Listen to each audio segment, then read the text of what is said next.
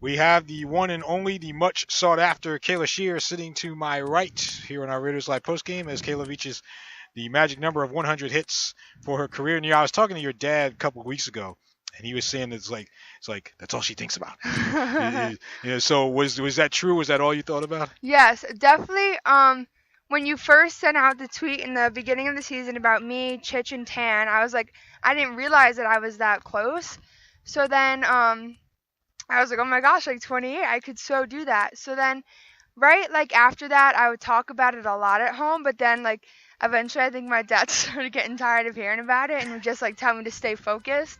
So I remember after I think one of the early games, I don't remember which game, I texted my dad and was like, all right, like how many more? And he was like, just stay focused. So like I knew, all right, like I gotta stop talking about it, just work on my hitting skills or whatever. So like every once in a while, I'd text my mom and be like, can you ask dad how many more I need? So I think at 95 was like when I really knew I was 5 away. Yeah, so he wouldn't tell you. No. Oh, yeah. He told me there was a couple of hits that weren't in NJ.com. Yeah. So he told me about that. So he told me how many hits you had. He never said not to tell you, but it just never came up. Yeah. But I know disappointing result today. It just seemed like did Casey, the pitcher, did she do anything that you guys weren't expecting or no? No, I mean we talked to like we have a lot of friends from other teams in the red division that we talked to. We knew that, it was gonna be like a similar pitcher to Monroe. I think the pitcher today did a really good job at keeping the ball low in the zone. So there weren't like a lot of pitches that we could drive. I mean we did a great job hitting today, I just couldn't find a hole. But she did a great job like hitting her spots, keeping the ball low and stuff like that. How do you it seems like you guys jump back and forth around the 500 mark. You still got a couple of games left to stay get over for good. Is that one of the goals now? Is just to try to get back over 500? Yeah, I think that's a goal for that every team has. We had a lot of tough losses that we're trying to make up for. A lot of heartbreakers in the bottom of the seventh, but you just got to move on from that and learn from your mistakes is what we're trying to do right now. And I know you guys you go to East Brunswick on Saturday. Yep. And then I don't see another game here before states. So do you guys feel like you need to? Let's forget the hitting for a second. Do you guys feel like you just need a little more practice time to kind of get ready for states? I don't. I think it's not like about the times of practice we have or when practice is or what we really do in practice. I think it's just a little bit of a lack of energy that we have. After a long school day, it's hot out. A lot of some people struggle to find that oomph. So I think it's just like after practice every day, saying it's 2 hours of your life, an opportunity to get better and an opportunity that you need to use because it's not just about you, it's about the rest of the team and we build off each other's energy. So if one person's having a bad day, I do my best to go up to them, like, come on, pick it up, you can get better today, so that we can end up pulling through tough games. I was going to say, I get the feeling you've had this conversation with some teammates before. Yes. Yes. Jana Barnes, she's had a big year, 28 RBIs, 7 on Monday against Monroe. How much has that helped you, having her hit behind you? I love hitting behind her. It's like so cool watching her hit, and I love like I remember against Monroe, her second home run, I was on first base and she hit it and I just threw my arms in the air. Like it's so exciting to watch her because I know last year she didn't get as many at bats as she wanted and she's really taking advantage of the bats that she's getting every game this year and she's showing everyone what she's made of. Now, getting back to the 100th hit, when you finally got it, now I'm sure you were probably looking for like a 500-foot home run, but a little blue single down the right field line. Did you know it was going to fall? I actually thought it was gonna be foul, but I was just like every little hit that I was like having these past few games, I was just busting it to first base, trying to get a hit any way I could. So it landed foul, and coach was like, "That's it, that's 100," and I was like, "Oh my god!" And then my teammates were cheering. It was pretty awesome. And is this is that what you would call a defining moment of your career? You guys made it to the quarterfinals last year, of course, so maybe it was that one. Is there a defining moment that you have? I mean, I actually, I can't even like think of. I feel like my 100th hit, like I don't know, like I feel like it was more of like the hits leading up to it, and like the past few seasons. Like, I mean, I didn't have like this dramatic 100th hit like one of my really good friends Chich did. Uh-huh. But like, I don't know, I feel like just all the hard work that I put into it, that got me here is kind of, I don't know, and I feel like my hit against Colonia to tie the game when we were at Colonia, that felt really good. I don't know, I had a home run, like my first at bat last year I had a home run, and this year I had a home run, so that was pretty cool too. That's right, opening day, yeah. Yeah. Yep. Do you have a favorite game? My favorite game I think was at Manalapan last year. I think it was just like a play around game before state started, but it was a really tight game and we weren't supposed to win, and we ended up pulling through. Mia had a home run that game, and we all just had so much energy because, you know, it was like our last few games of the season. We didn't want to lose. We didn't want to stop playing. So it was really fun. And we knew it was going to be one of Diller's last few games, so we played for her too. Speaking of Coach Diller, what was your relationship like with her? She was like my best bud. I would always call her. She was my grandma. Like I remember like the first few days of freshman year, when the season started, we made a bet and I won, and she brought me in a carton of ice cream in the morning, and I ate the ice cream throughout the day. So like I had a really good relationship with her off the field and on the field. I knew she wanted me to do a lot, and I tried to fill those big shoes, and I think I did a pretty good job. We miss her a lot. I check in with her every once in a while too. She's out in Florida, right? Yeah. Yeah, very nice, very nice. Two more here for Kayla Scher because I see the girls are waiting for her. You know, you mentioned state playoffs, so you still got, you know, at least a couple of games left. Obviously, you want to try to win states. What, you know, do you have to, you know, have that conversation again with the girls to get ready for states, you know, to kind of get them mentally focused like you mentioned before? Yeah, for sure. I think with a lot of teenage girls, and it's the same way for boys too, that everyone needs that little kick in the butt, you know, like this is our last few games for a few people, like these are your last softball games that you'll ever play. And I think our younger teammates need to realize that, like, you know, it's not all about them or their grade level, that there's a few girls out here that will never pick up a softball ever again. So I think it's important to realize that you're a part of something bigger than yourself, and to pick up your energy, so that your seniors can finish the way they want. This is not going to be an easy question, but if you could sum up your 4 years in a couple of sentences, what would you say? Oh my god, I think I'm gonna start crying. I told you it wouldn't be easy. I've had so many incredible memories and moments. Oh my god. Uh-oh. And I've had 4 incredible teams with so many incredible teammates that I know that I'll have forever. And even like my travel teammates, they're always checking up on me, coming to my games, surprising me. There's not enough thank yous I could give the game. And you know, my last question, are you going to Penn State, right? Yeah. You going to play? I was thinking of club softball, and for a while I was thinking club basketball. After my injury, I was like, oh, I think I'm like done with softball, but I don't know, this season kind of turned things around, so maybe I'll do club softball or club basketball, definitely something. And so there you hear from Kayla Scher reaching the 100 hit mark, and so I see that, you know, her teammates are waiting patiently. So my thanks to them, and my thanks to Kayla for stopping by here. My thanks to her parents, Greg and Lisa Scher, as well. Well, I'm gonna miss you. You know, I wish you the best at Penn State, and you know, thanks for reading my tweets and even retweeting a few of them. Thank you very much for doing that. And you know, thank you for putting up with me for the last 4 years. Thank you. You know, like I said, I'm gonna miss you on the softball field and the basketball court. And so, congratulations on, you know, your future, and and congratulations on 100. And thank you. Good luck. All right. Thank you. All right. You're welcome, Kayla Scher. Here with Sean Breheney from the Raiders baseball team as the Raiders complete senior night against Piscataway. And, you know, first question I'll ask you, 12 RBIs this year and 7 all of last year. So, you know, take me through the process this year of, you know, was there something that clicked for you at the plate, you know, hitting wise, where you were able to pick up, you know, a lot of hits and drive in some runs? Really, it's the guys ahead of me. They be getting on base. I'm in that 5 hole, and I got Tan, Chich, Dylan, Caleb.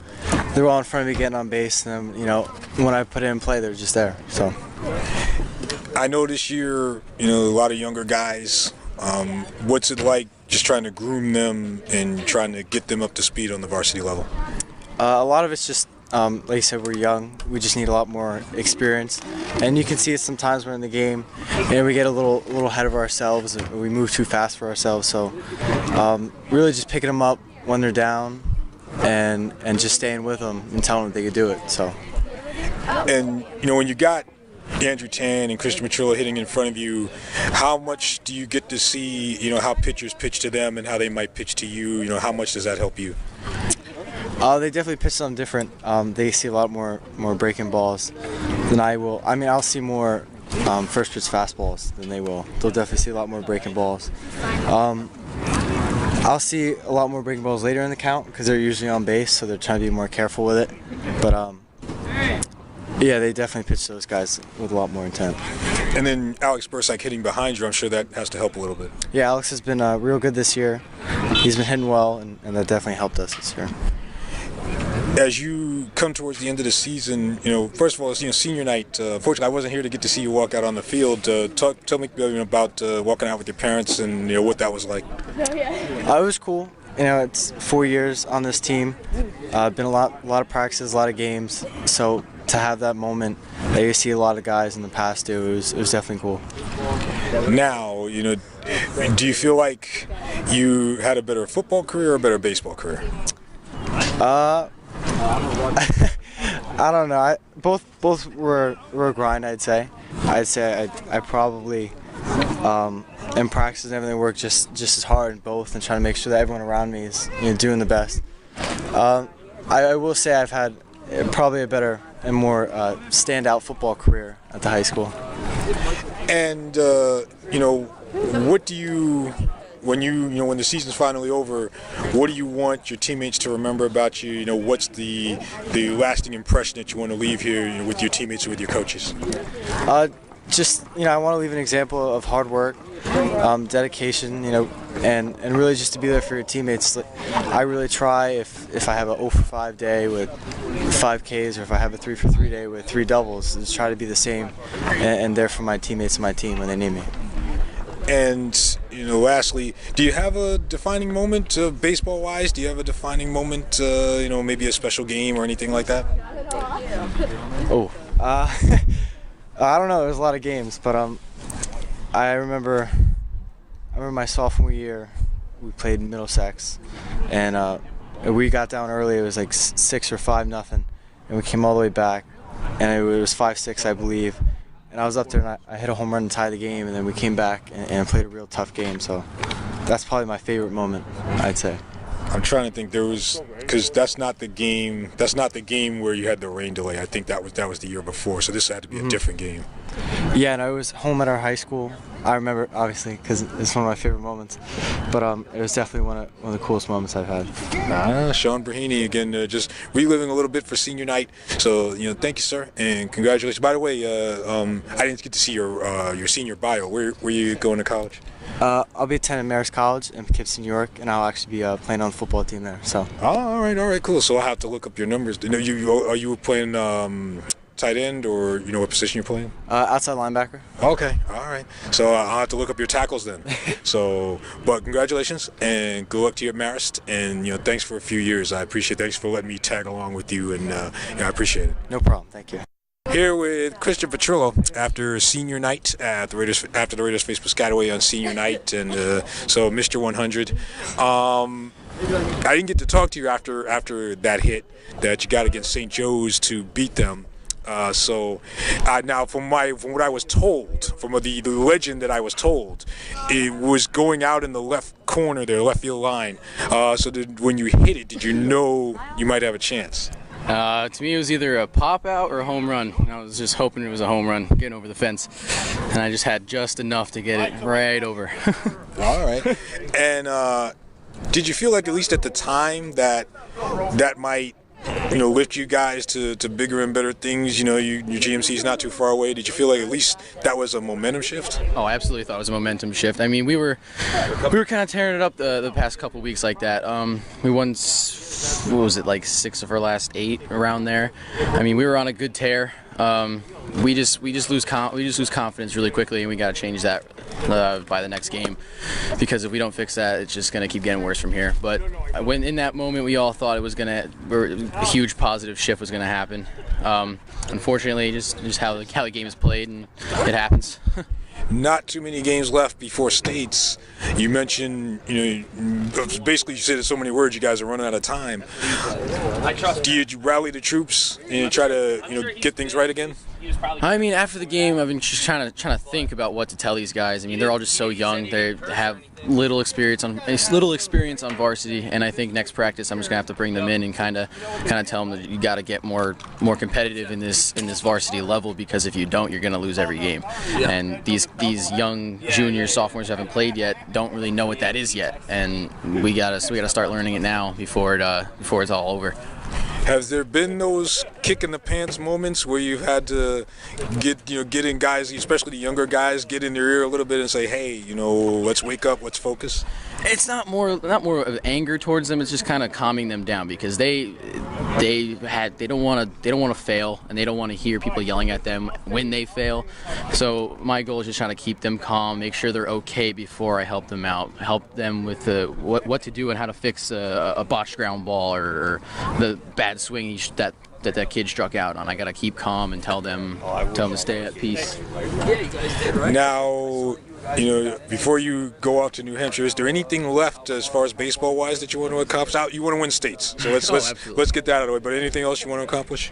Not really. I just want to make every moment count. Every last second, it matters right now. I mean, high school baseball has been the greatest part of my whole life so far, and I'm just trying to make the most out of what I got left. I was talking with your mom towards the end of the game about, you were more or less thrust into the starting role. I know you're more of a, you want to be in the outfield. You stepped up for the team. Did you ultimately find some, embrace the role, so to speak? Did you ultimately find a comfort zone? A comfort zone in the outfield? No, pitching. Pitching. As a starter. Oh, yeah. Kind of. I mean, I've been pitching like an inning here and there every year of varsity baseball, and it's a bigger role starting games like that, being the ace. It's different. It's a very different feeling, because I'm more of like a go-get-it kind of guy, and anger, like take the anger out in the field kind of guy. So learning how to be mellow and staying calm on the mound and just trying to throw strikes is a huge change for my mindset. But it's been pretty fun. I mean, it's been a whole different feeling going on the mound and just throwing the ball as hard as I can, having fun, striking kids out. I mean, it's a lot of fun, and I'm glad. I'm not really glad I'm the ace, but I'm glad that I'm pitching a lot more. Andrew Tan and Alex Bursak, when you and Sean Breheney, when you had those guys hitting behind you, how much did that, and you had over 30 hits last year, but how much, those guys hitting behind you, how much does that help you out? It helps me out a lot. I mean, this is my first time hitting in the cleanup spot ever, but it was a different feeling for me. But knowing that those guys are behind me is a lot of help. Puts a lot of pressure off of me in general, just because they could hit the ball. They know what they're doing. They have a lot of experience. They're great hitters. So I'm very comfortable in the spot I'm in right now. And now I'm sticking to baseball here, because football is a whole separate conversation, but do you have a defining baseball moment? It could be the 100th hit, could be maybe the game at TD Bank Ballpark against Carteret. You beat them 4-0. Do you have a defining game or moment? You'll probably never remember this one. It was my freshman year, first game against Middlesex, when we were up like 7-0. The rain delay game. The rain delay, yep. It was a rain delay with 2 outs, and I forget who was hitting, but he hit an absolute nuke to me, and I was just kept going back, and making that last catch to get that win was like the most special moment of my life, knowing that was like, I knew right then that wanted to be my future for college too.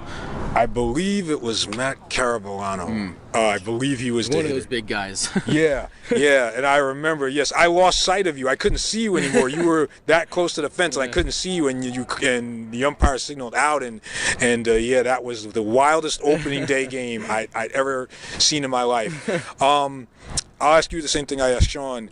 What's the lasting impression that you want to leave with your teammates and your coaches? Being the best leader on the field. I want to teach these kids how to play the sport right, how to play the game hard, how to play it competitive. I hope I did my part. I'm pretty sure I did. I've been in kids' ears. I've had fun with them. They gotta. I want to teach them competitiveness, and I hope I've taught them that.